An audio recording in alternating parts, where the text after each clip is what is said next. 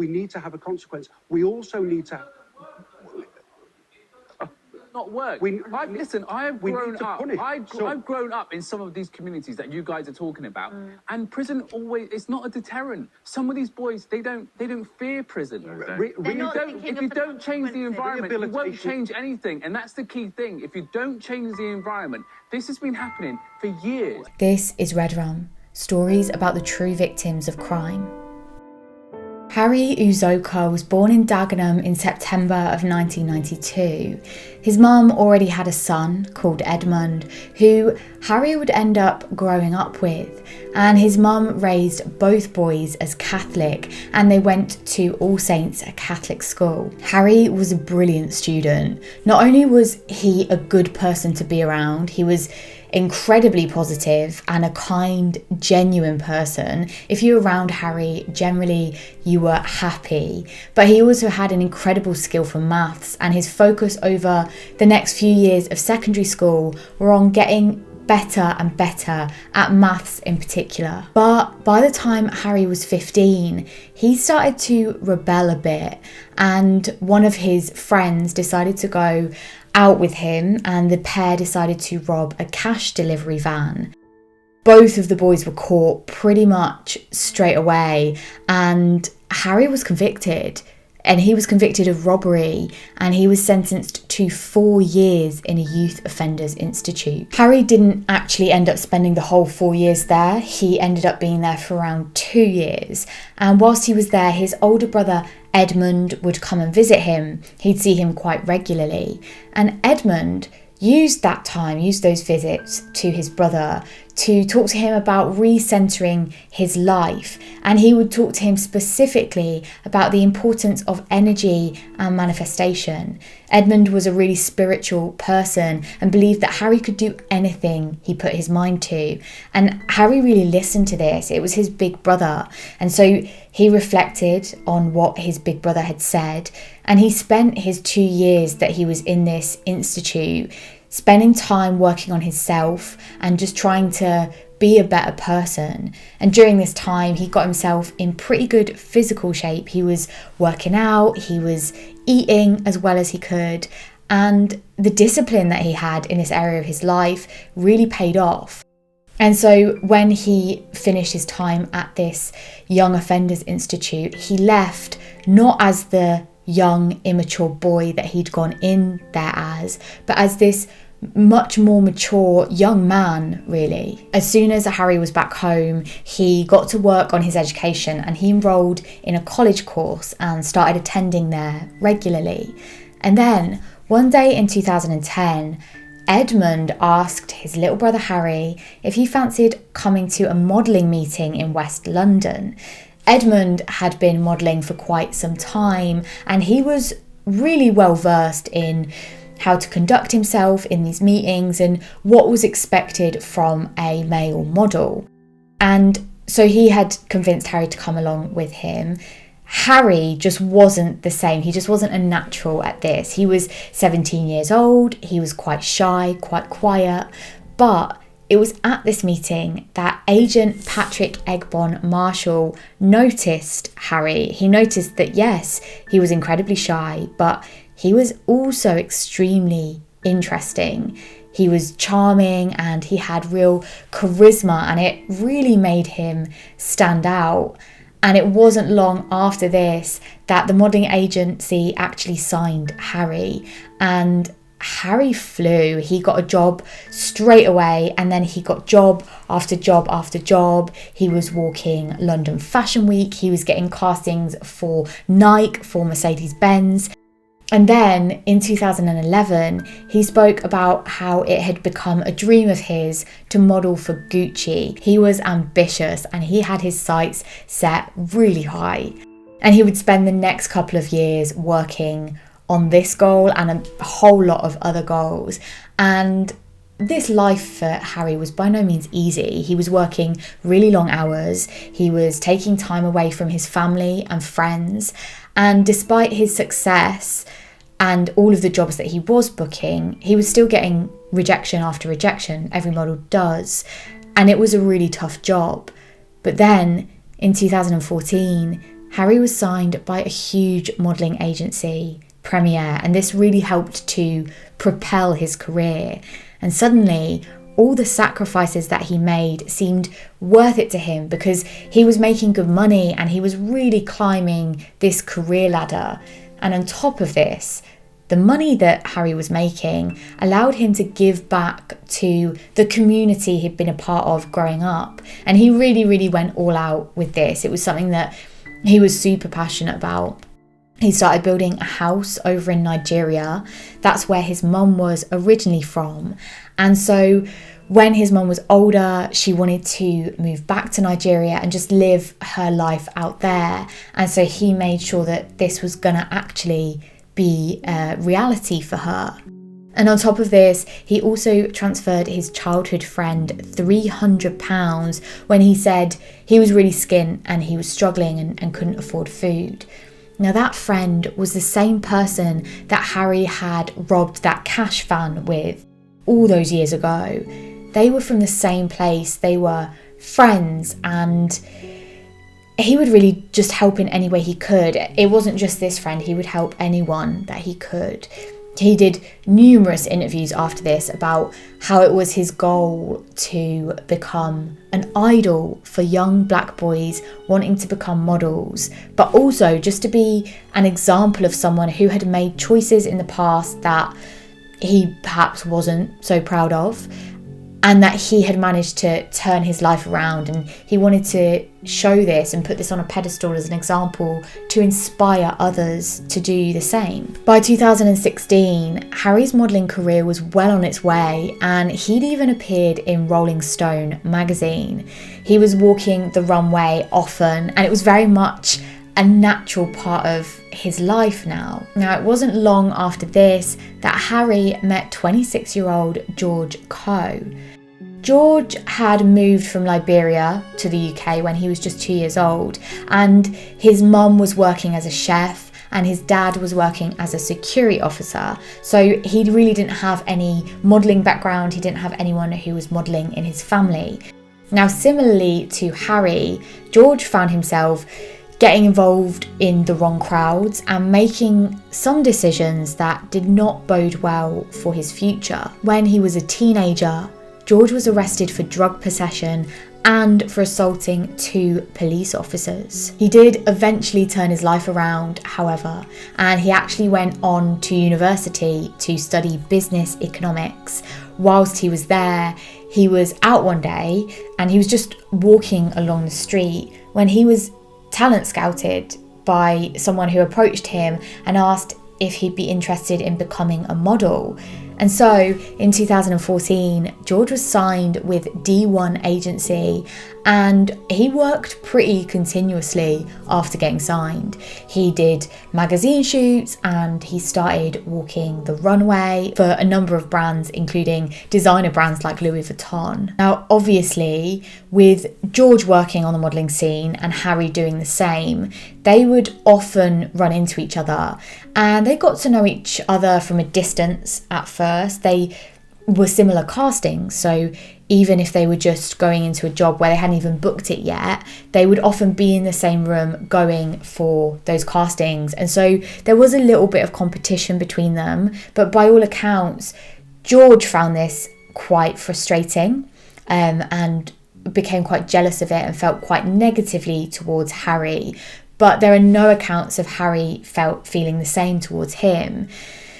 This progressed, however, with George starting to copy some of Harry's signature poses, and other people in the modelling industry started to notice this. And it's also reported that George had quite a big ego and he would constantly show off, and money became a really big deal to him. He was jealous of anyone who was seeming to do better than him monetary-wise, or even in terms of just social connections, and that included Harry. Around this time, George got to know about a group that Harry had founded that aimed to support young black male models, and soon there were 6 of them in this group. Now, George wasn't actually a part of it. He only knew about it, And it was reported that he was quite envious of the relationships that these 6 guys seemed to have that they'd formed together. The group, which they decided to call Just a Norm, would usually hang out together and they'd work on career goals, and they would just hang out and share challenges that they were facing or places they wanted to be in the future. And they were really a solid support network for one another. During this time, Harry's friends and some of his family members got follow requests on Instagram from George. Most of the time, these people did not know George. They'd never met him, and so they found it a little bit odd that he was trying to follow them on Instagram. George would later say that he never intentionally made those follow requests and theorised that it had all happened from an app that he'd used, and the app basically had the intention of gaining more contacts on Instagram to top up his follow account. But he said that he had no idea who this app was following for him, and it was all completely random. At some point, George connected with French model Anicetta Lafon, and George invited Anicetta round to his house. But she later said that when she got to his house, he just came on too strong. He was making moves on her, and despite her rejecting him, he continued to pursue her in an intimate way. And she told him she was there to connect with him on a professional basis only. They had a number of mutual friends, and it's very normal in the modelling industry to connect with people like that. But she had made it very clear that she was not interested in pursuing anything romantic with him. After that, George completely changed the subject and started to question Anicetta about Harry. He wanted to know how they knew each other. What else had she known about him? Now, Anicetta told George that she and Harry were friends through working a couple of modelling jobs together, and that was pretty much it. She didn't know him well enough to give George a sort of account of all of the information she had on him. She didn't have much information on Harry, but George was seeming to become quite obsessive about it. He needed to know every single detail, and it was frustrating to him that Anicetta didn't know anything. After that, however, he revealed to Anicetta that he had slept with Harry's girlfriend, a model called Ruby Campbell. It was about a week later that Anicetta met up with Harry.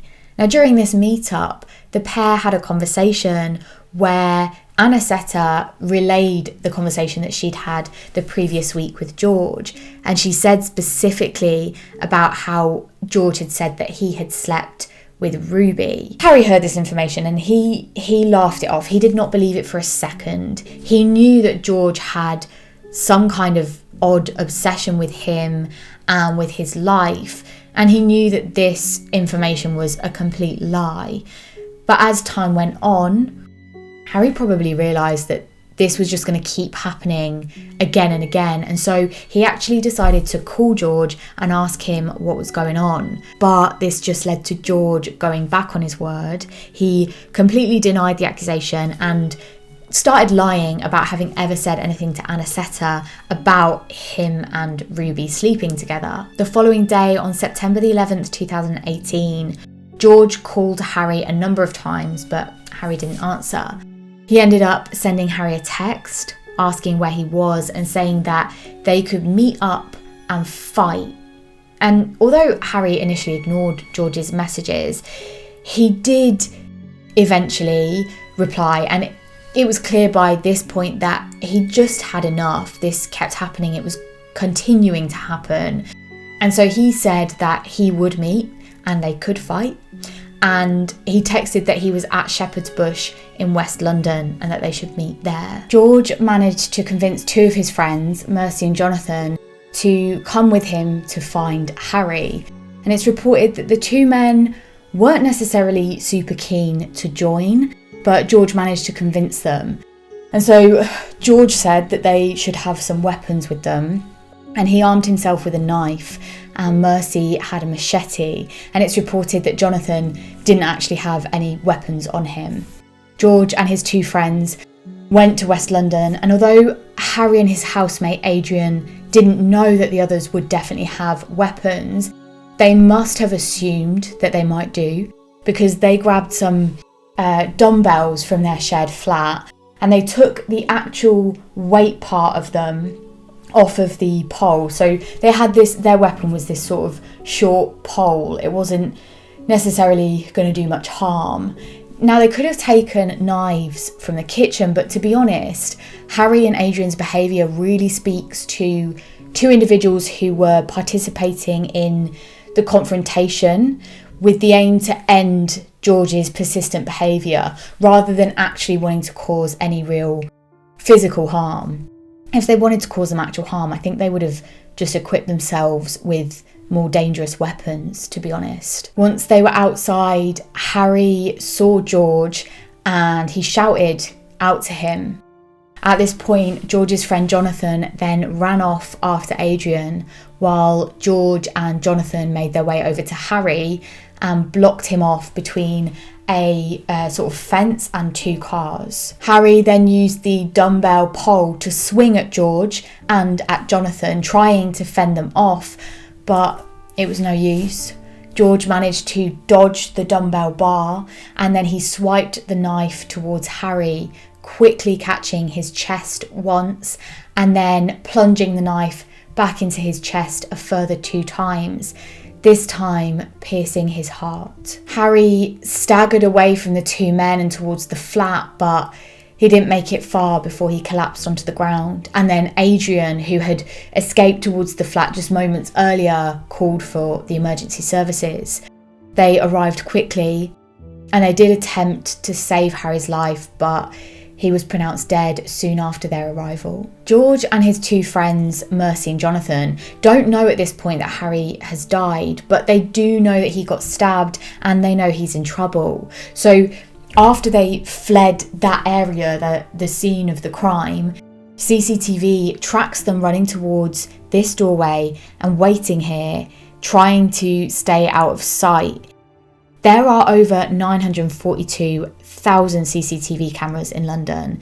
It is the only city outside of China to feature in the top 10 most surveilled cities in the world. What the 3 men didn't realise at the time was that the doorway that they've gone into, there's literally CCTV pointing right down at them, directly above them. After that, George made a phone call to one of his friends and admitted to what he'd done. And it wasn't long after that he heard through mutual friends and the fact it was all over the news that Harry had died. And so he turned himself into police shortly after. But his story was very, very different to what had actually happened. He said that he didn't mean to kill Harry. He said that he was acting in self-defense. He said, quote, "I feared that he would kill me or cause serious injury. I was on the floor when he fell on top of me." But remember that George stabbed Harry not once, not twice, but 3 times. I just don't know how that could ever be considered as self-defense. The case went to trial, and both Jonathan and Mercy said that they'd never even wanted to be involved. They said they didn't know Harry, and it was George who had convinced them to stand by him and attack Harry. The case went to trial, and Jonathan, who is the only one of the 3 who wasn't holding a weapon, was found guilty of manslaughter, and he was sentenced to 14 years in prison. Mercy, who was the man who was carrying the machete, was found guilty of murder, and he was convicted to life in prison with a minimum serving time of 22 years.